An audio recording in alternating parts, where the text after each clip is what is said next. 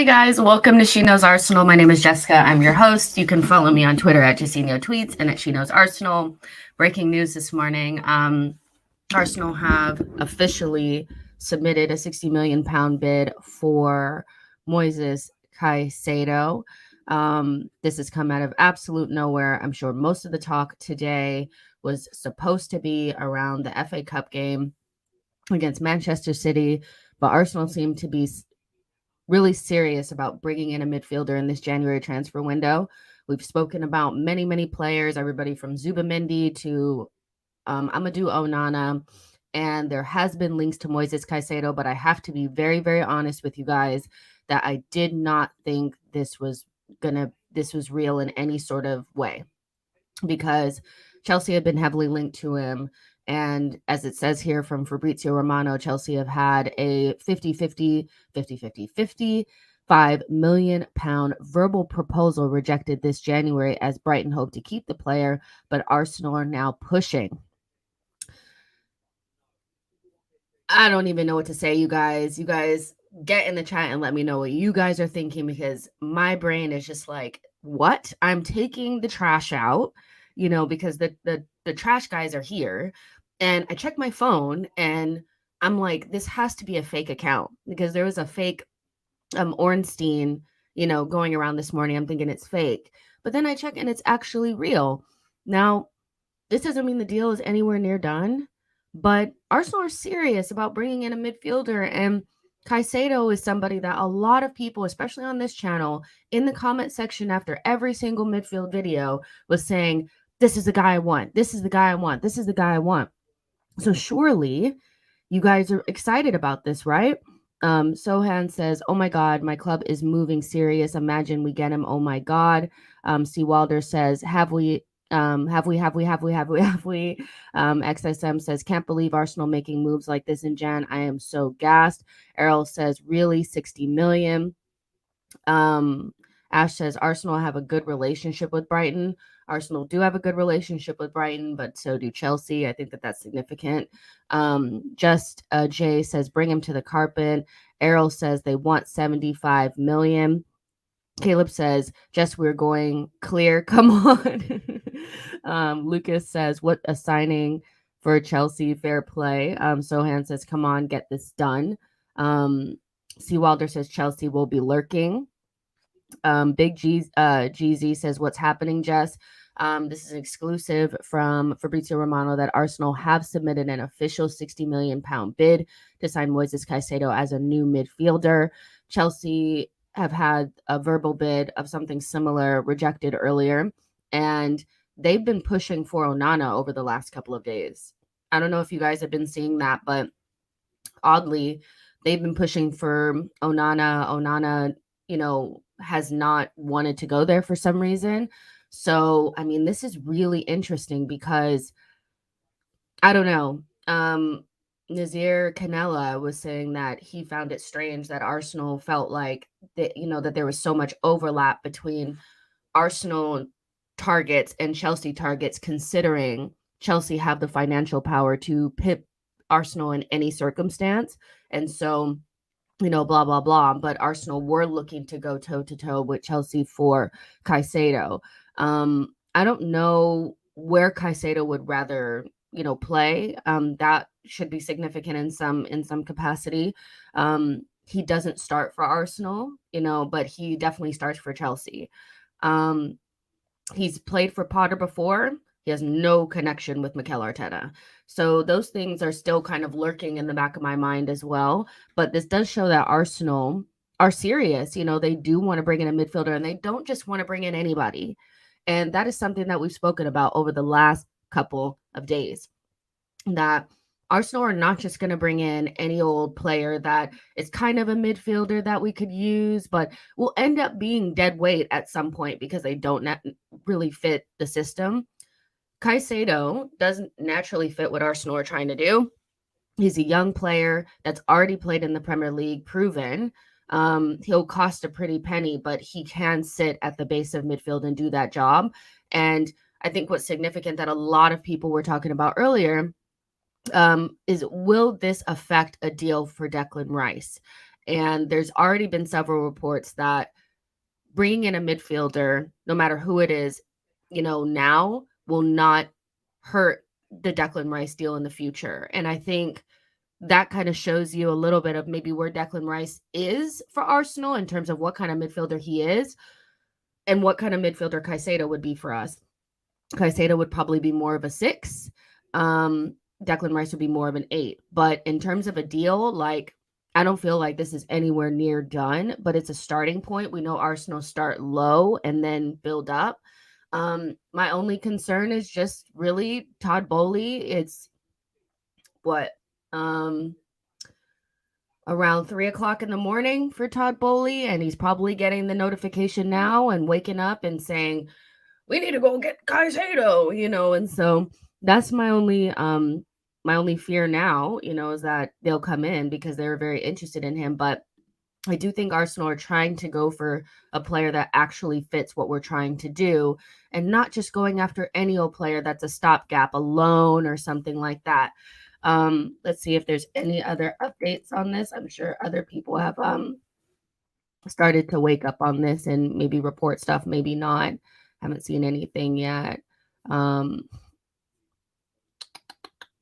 don't know. Nobody's really yeah. So nothing yet, but we'll see, what happens. But Fabrizio Romano has basically said that, like, it's reaching the critical stages, which means that Chelsea are probably in the background, like, okay, it's our turn. It's our time.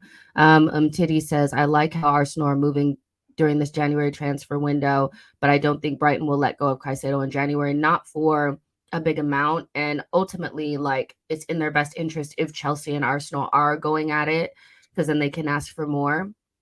So yeah, it's a little bit of like I'm not going to get too excited, but we know Arsenal are trying to make something happen. Fabrizio says, what a statement signing this would be if we could pull it off. They won't accept 60 million though. No, they won't. We know what we would have to come up from there. But we'll see what happens. Like, it looks like an initial bid. It looks like a serious bid, and I'm just waiting on Chelsea. Matt G, Arsenal have put in a 60 million pound bid for Caicedo. There's been several reports that Arsenal are really serious about Caicedo. I just didn't take them serious because, hello, like, it's a huge amount of money for a player that's nowhere near worth that, and that has had strong links to Chelsea in this window. And as much as I love my club and I feel like we can do whatever we want, we know Boehly is a madman, and so he will come in with something. We know this. Jack Bomber says, is he good enough for Arsenal? Why wouldn't he be? I mean, I don't know why he wouldn't be. He's much better than Onana. First of all, he plays for a much better side. So Caicedo plays for Brighton. Brighton are what, 7th or something like that in the league. He's one of their most important players.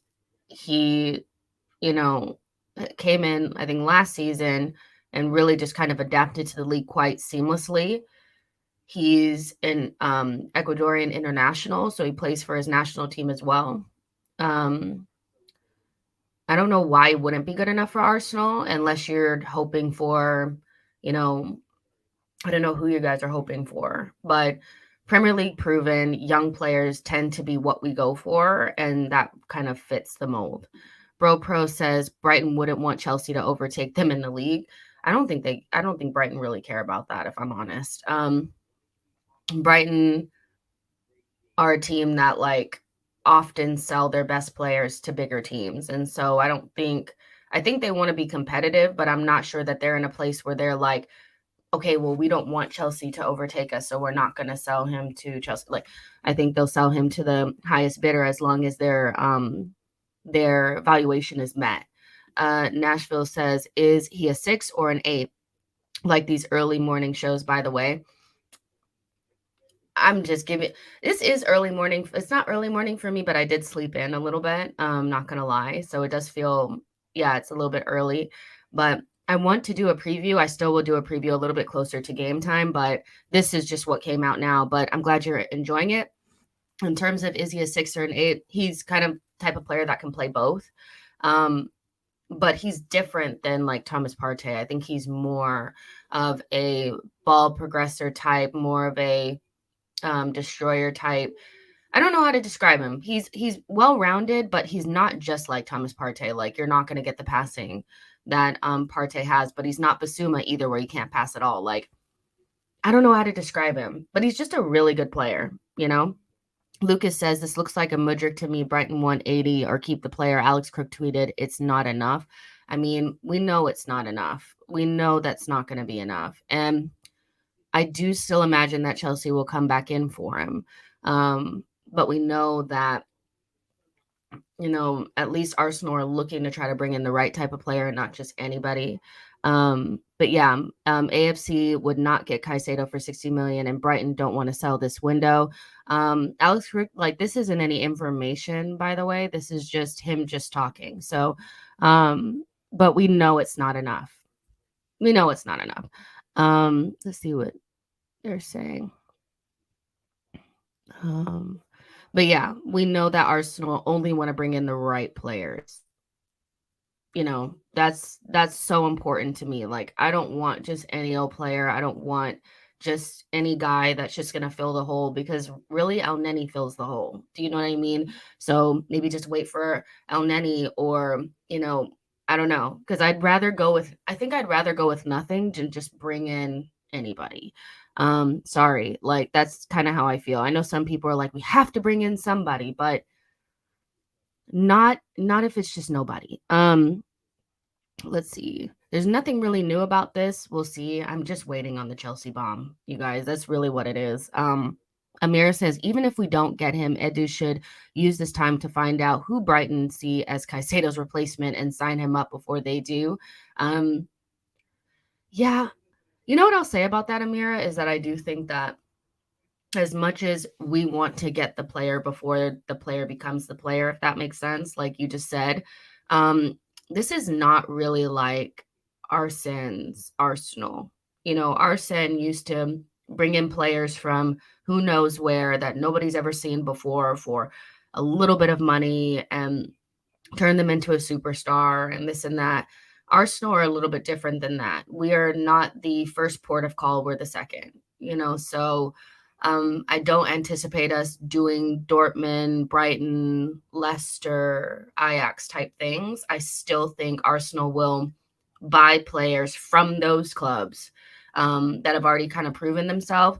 But I understand wanting those players, but then Arsenal fans are also not patient enough to allow those players to develop. You know, we haven't really been that patient with Sambi. People are not patient with Vieira. And so I think, although that sounds like a good thing, like that sounds like get them before they become this, Arsenal, especially right now with Arsenal pushing for the title, ultimately probably going to be in the Champions League next season, we're not really going to be in a position to get the player before they become the player. Like, we kind of have to buy them after they kind of become something. But, and again, Arsenal fans are not patient. And Titty says, I want Arsenal to sign him early enough. Wait. I just want Arsenal to sign him early enough so that there will be no panic signing like Douglas Luiz. There's only 1 week left, so anything from here is kind of like your last chance, you know? I don't know. Like, we only have a week left. Maybe we'll try to do something on deadline day, but deadline day things don't really work out. I kind of get what you're saying, but anything for Caicedo is not getting done today. Like, do not anticipate this being like, we put in a 60 million pound bid. They, you know, say, yeah, that's good. It's below our valuation, and, you know, it's going to take time. And they're ultimately they're going to give Chelsea time, I think, to come back in, you know? NH says Sambi had a year and a half now, plus the all or nothing showed the difference between him and Eddie mentality wise. I get that. But again, Sambi was pretty much written off in his first season. Fabio Vieira has already been written off in his first season. And I think my point remains pretty, you know, consistent, that we're not very patient with players that need time. And so we expect everybody to be Saka and Martinelli just pop right away. And so I don't think we're going to be a development club. We're not going to do that, you know. And so we will be the second port of call after these players go to Brightons and Leicesters, and Ajaxes and places like that, and we'll get them from there. That's ultimately who I think we are right now. Lucas says, "Oh yeah, this looks like a Modric to me." Matt G says, "I bet Edu is doing this as payback for Modric. Edu will bid up to 100 million, wait for Chelsea to match it, and then walk away. Love it." I have seen some reports that Arsenal are just trying to make Chelsea bid a lot for him. That's ultimately, I feel like, a waste of time. Like, as much as I want to believe that, that's what we're doing and we're so sneaky and cool to do it, I just feel like with Arsenal desperate for a midfielder, I think our time would be best spent not wasting time bidding on a player that we don't actually feel like we can get, just so that Chelsea end up getting a really good midfielder that they can't afford.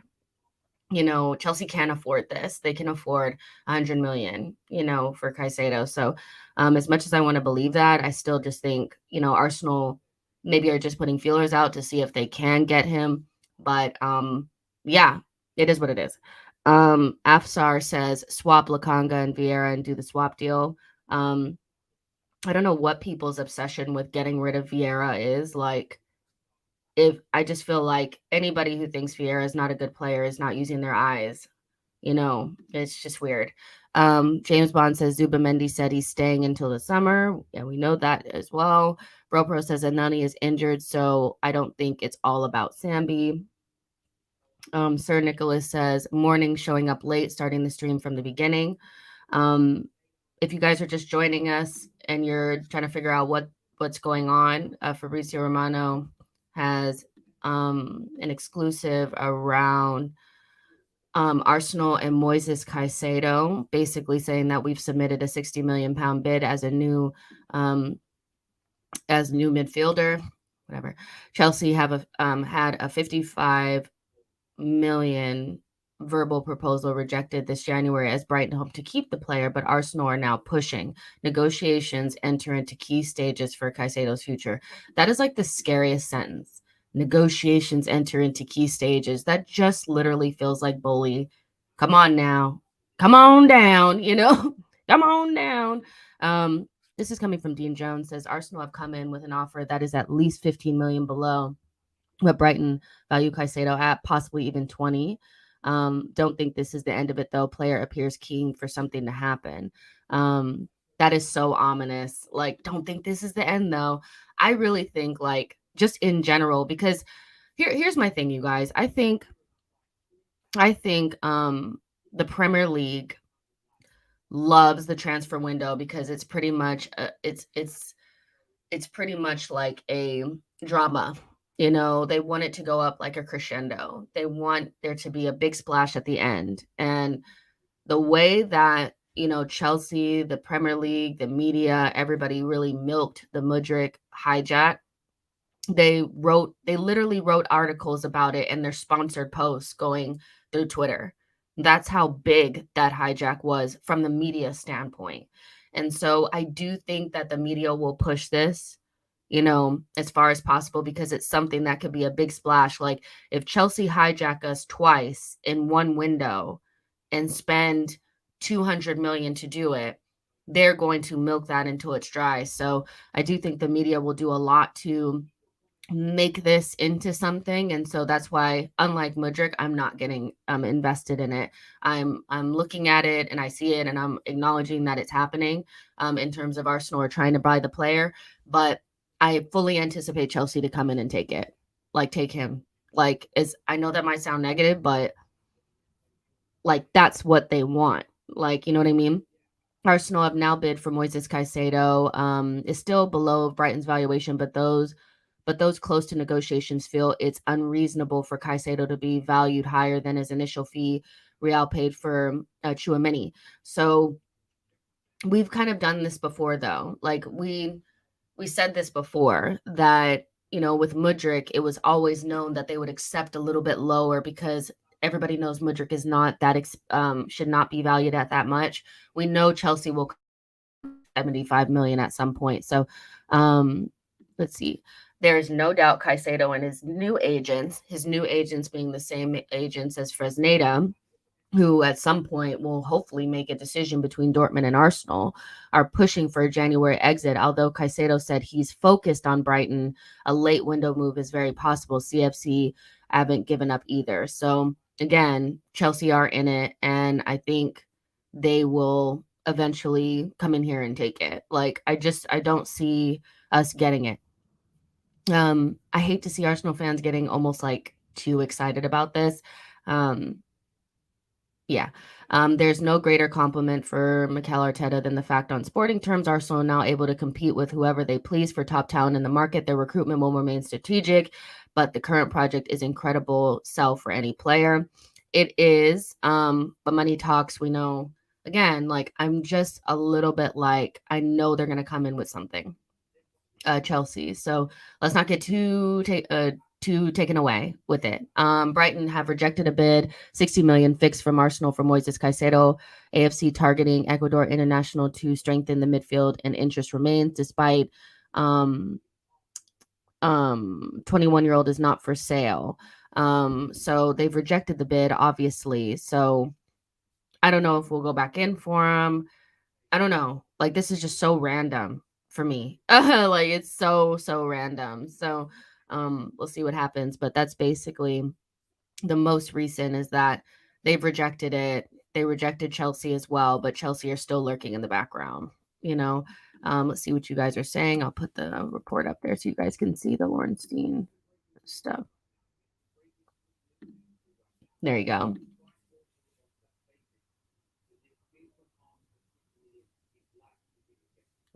Let's see.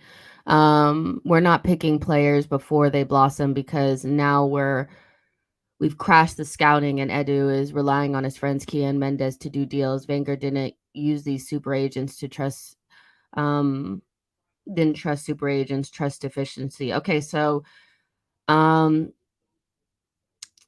we've crashed the scouting. So if we've crashed the scouting, how did we end up with Ramsdale, Tomiyasu, Ben White? Like, how did we end up with those players? Because this narrative around we don't have scouting anymore because we don't have scouts out there on pitches, you know, standing at preseasons and stuff, watching players play, is a total fallacy. We've gotten rid of the on the ground scouts, which honestly is a waste of money because now there's data out there. Like, look at what we can do as fans. We can literally go on different, you know, websites like FBref and Who Scored and stuff like that, and look up advanced metrics about players, how they play, and how they would fit into your system. So we have not crashed our scouting department. We use data like everybody else. So one of the teams that are best well known for using data is Brentford. And everybody thinks Brentford are amazing, but they don't have guys sitting out there, you know, in the cold, you know, in the Eredivisie watching players play. You know, they have data just like everybody else. So we have not crashed our scouting system. And if you were right and we were only using super agents, half the players that we have, we would not have.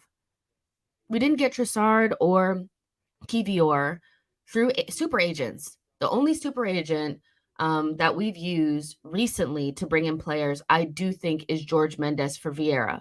But everybody else, like, this is a fallacy. It just is.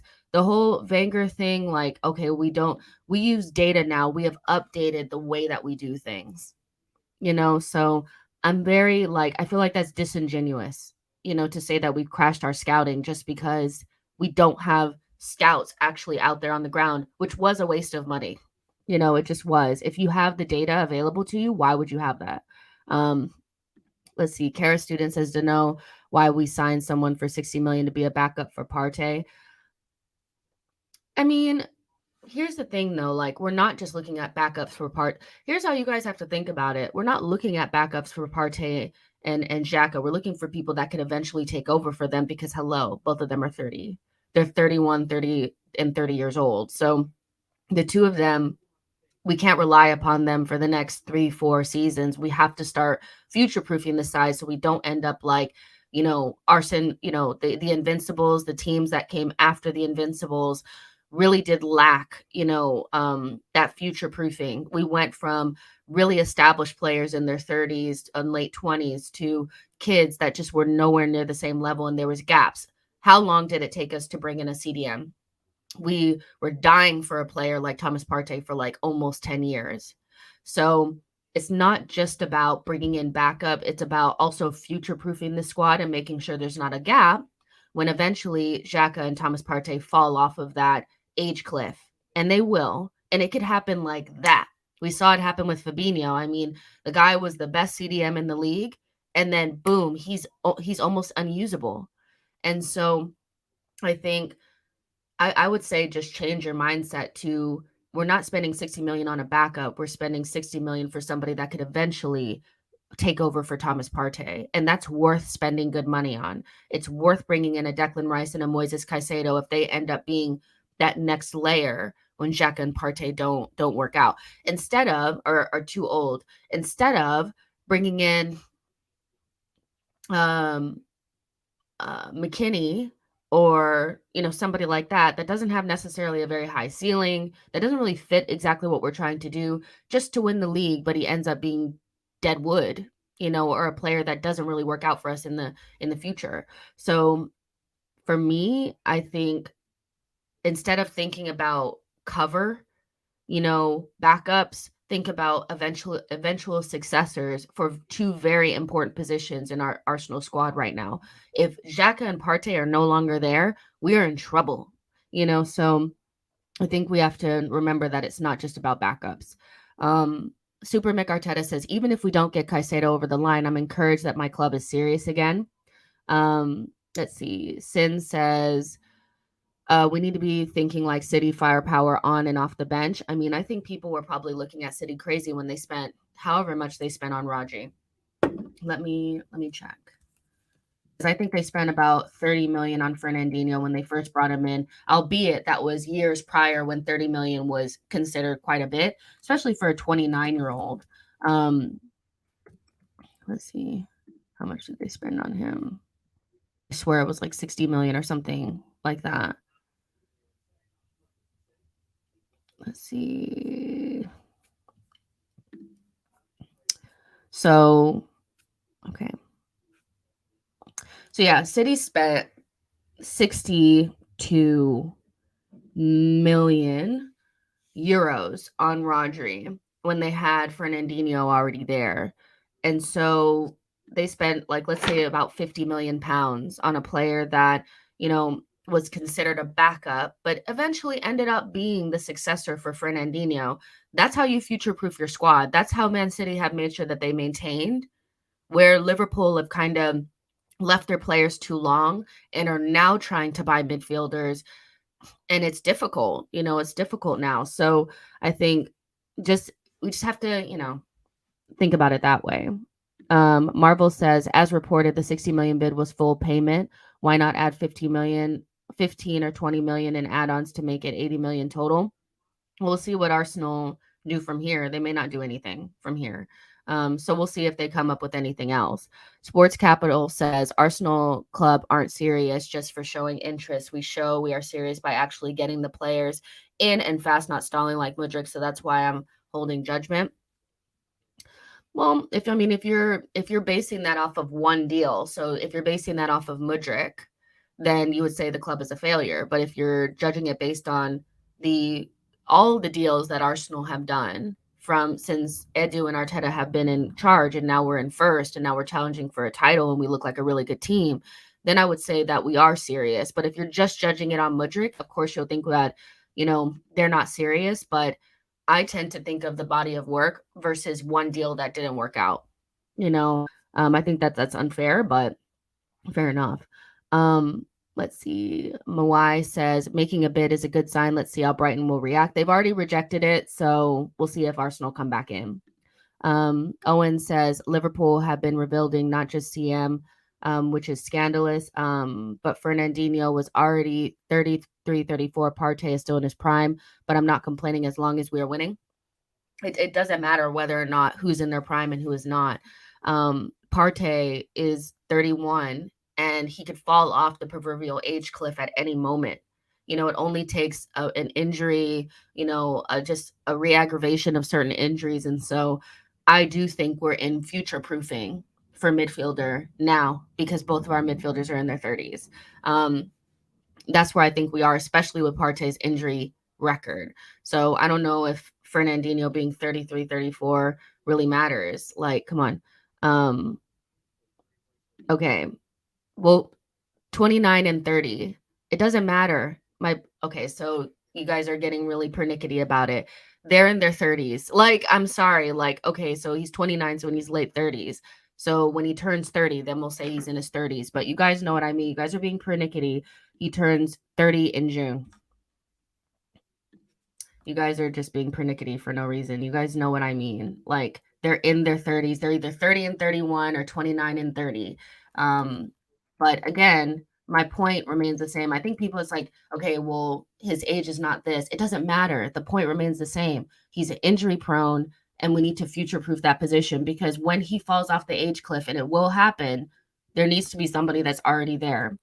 There's 300 and something of you guys in here. Make sure you guys like the video, subscribe to the channel. So yeah, Jack is 30 and Thomas Partey is 29. So I'm off by a year. Not a big deal. So anyways, James says, why does the club announce bids, not announce final deals? Just want to show the fans that they're doing some business and other clubs get to know what they're planning. It doesn't necessarily mean that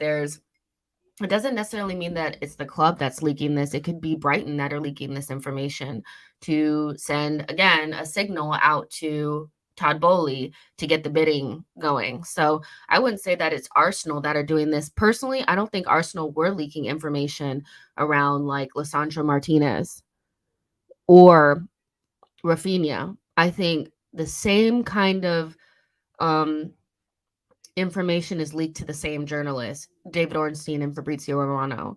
And I tend to think those deals never really work out because it's leaked by somebody that wants other teams to come in or something like that. I don't think Arsenal gain anything from leaking this. I don't think they do. I really think it's probably Brighton that are doing it to get Chelsea to come back to the table, or his agent. You know, Aha says if we bid 60 million for Caicedo, we could still pay the 53 million release clause for Zubimendi, but would need to convince him to join now since Caicedo would cost 70 million ish probably.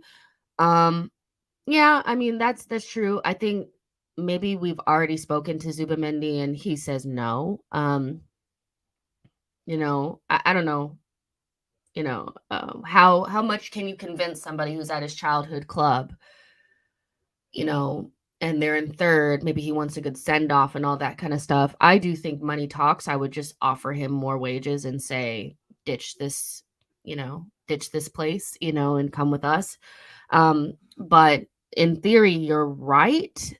But I do think that us going for Caicedo would mean that maybe Zubimendi, we know for sure he's not going to come right now. Thank you so much for your super chat. Tafadzwa says, should Arsenal adopt the multi-club model like City? I don't know. I think I like the idea of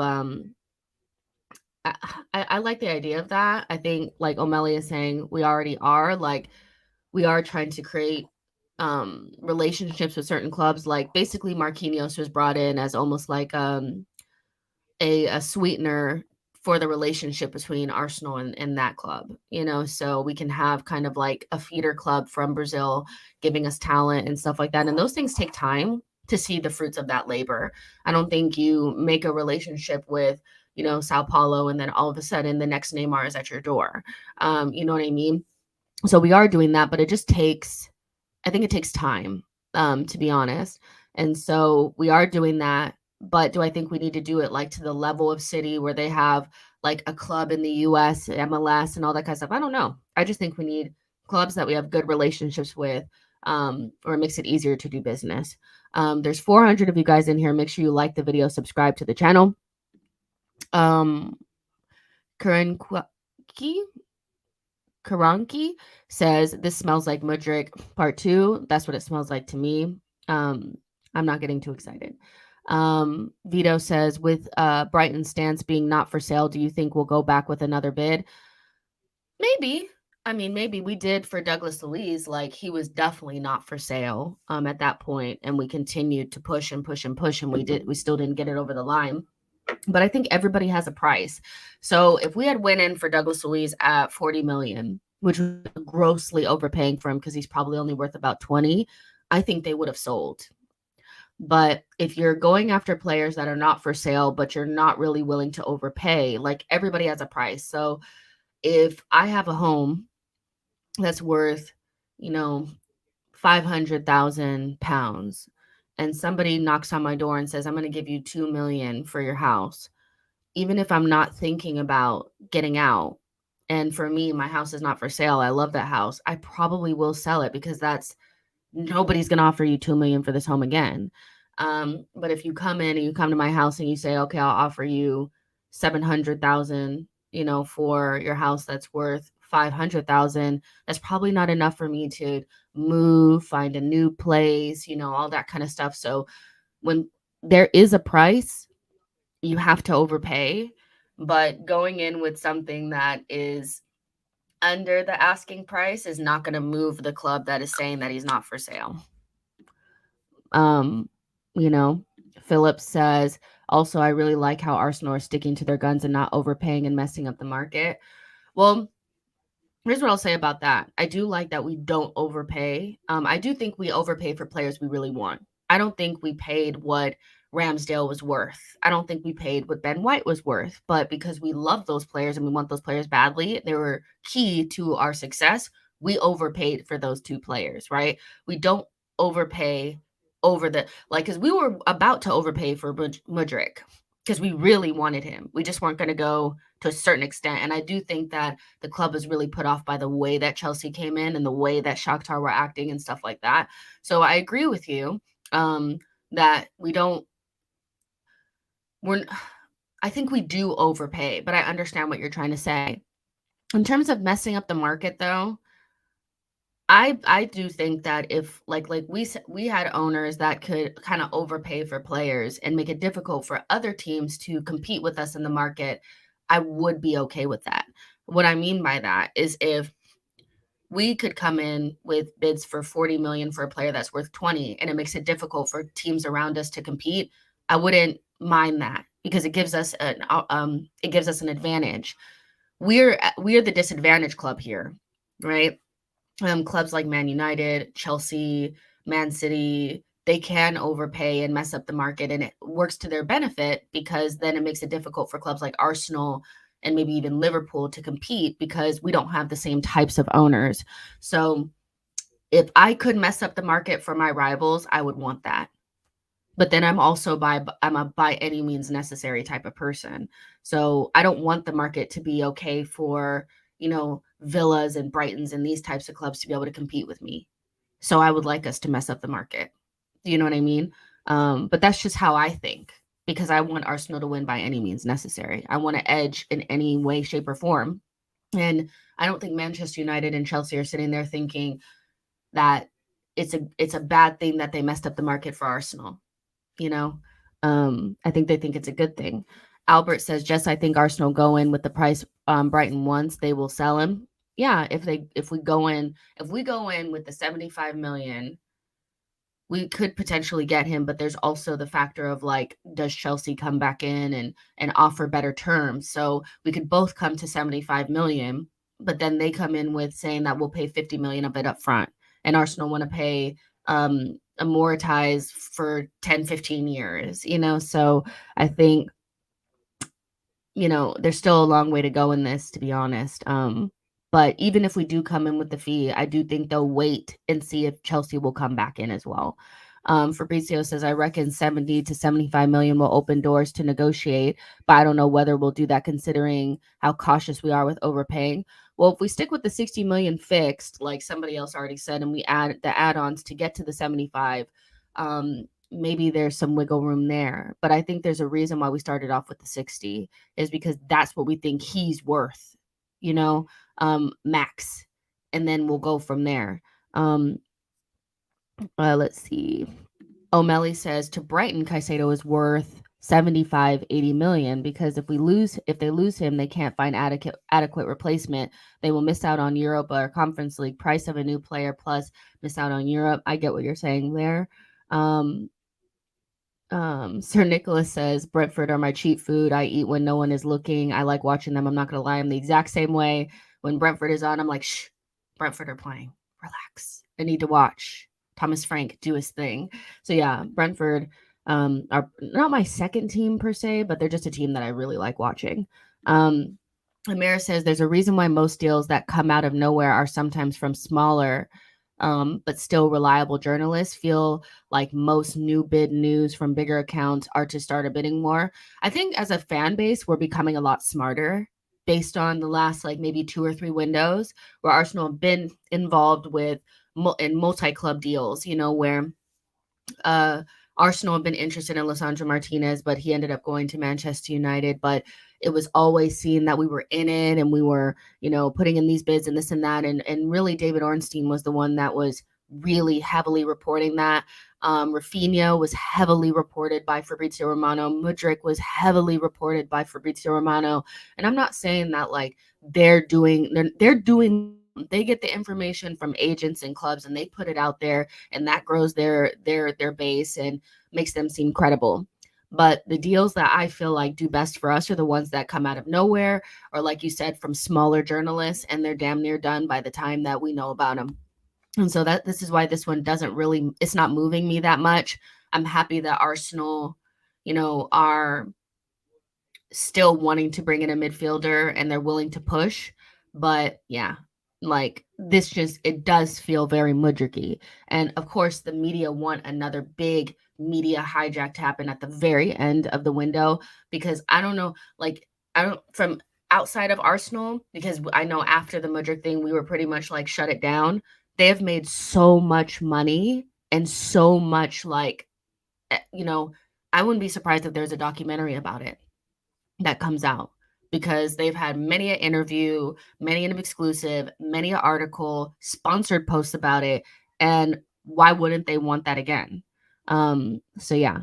Saksham says, I hate Fabrizio. Shaquille says, facts, Jess.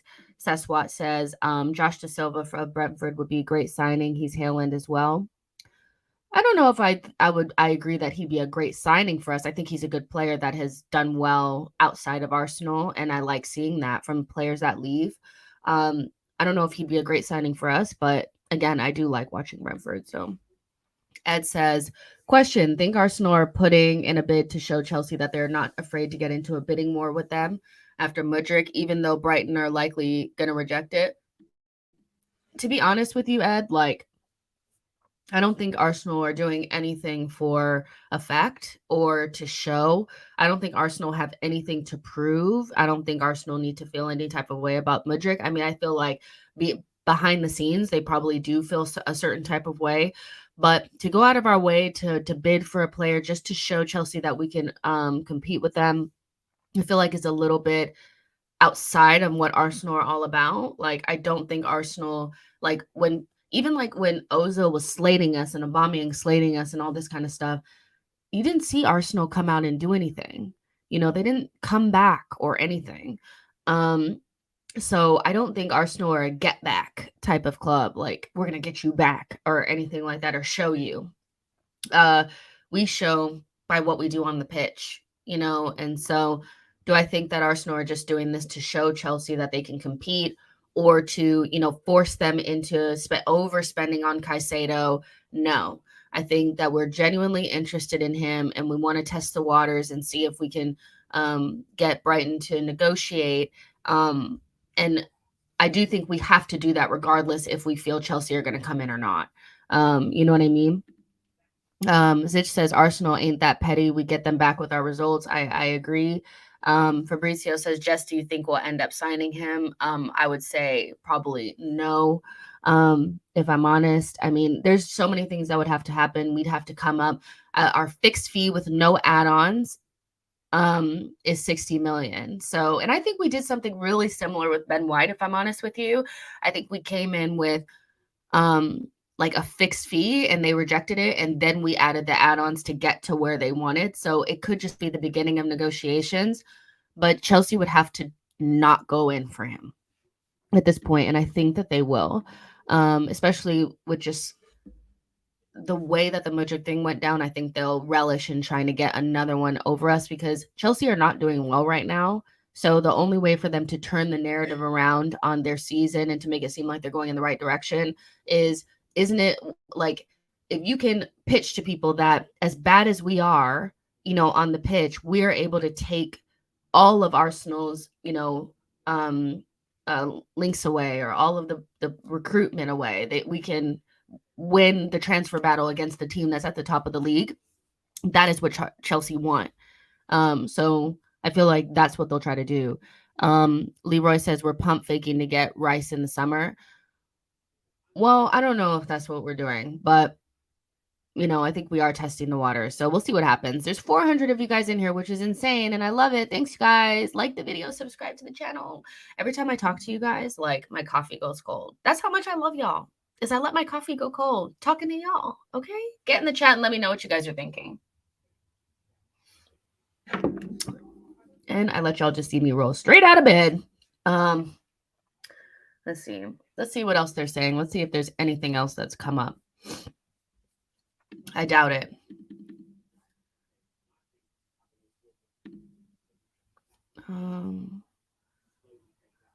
No. Ornstein has said that Arsenal have considerable funds to strengthen the squad in this window. I don't know why people are making me die. Twitter is so funny when stuff like this happens because everybody's just waiting on the bully. I know it's coming, so I'm not even stressing out about it at this point.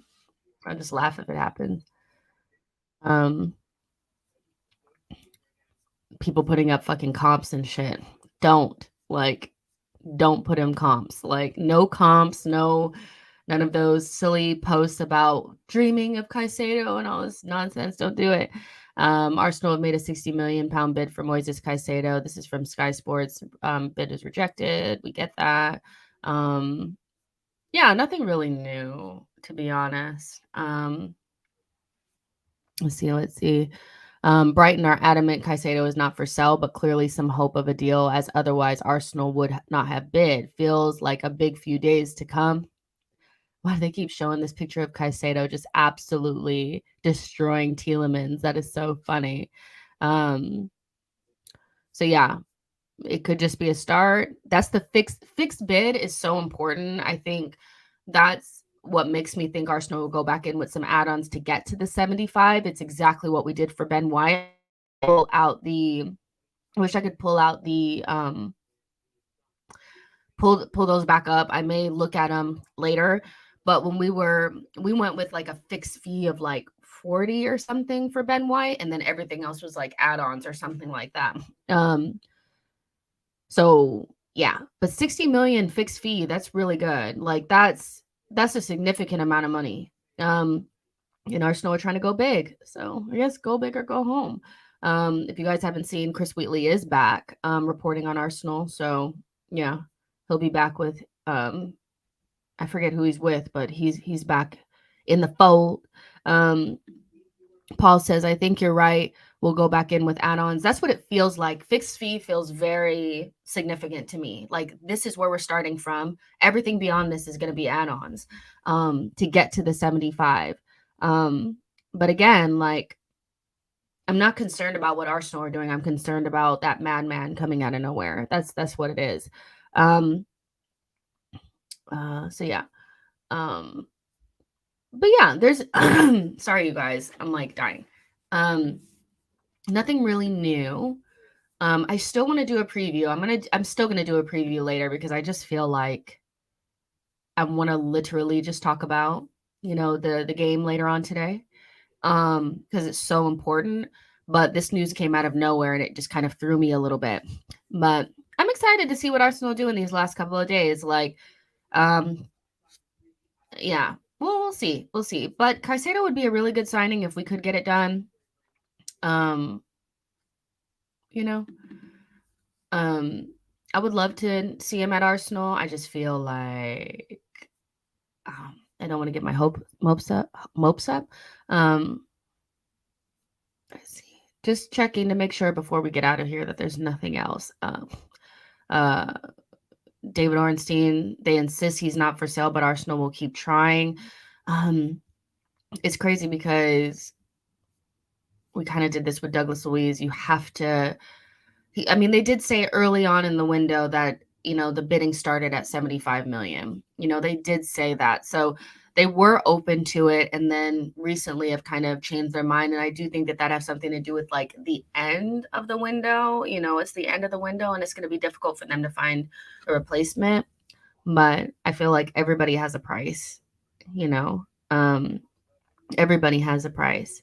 And he is a good player. And I think if you have him in your team, then we go into these latter stages feeling like not only have we made sure that we have backup for one of our most important defenders, but you also have, backup and cover for probably our most important midfielder and backup and cover for the front line.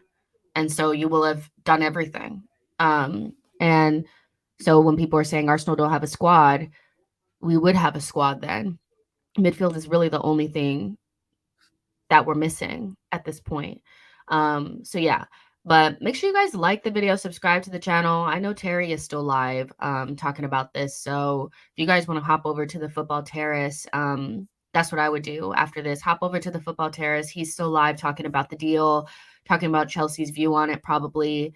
And so I'm going to go ahead and get out of here. But like this video, subscribe to the channel, and I'll talk to you guys in a couple of hours about City versus Arsenal. Let's fucking go!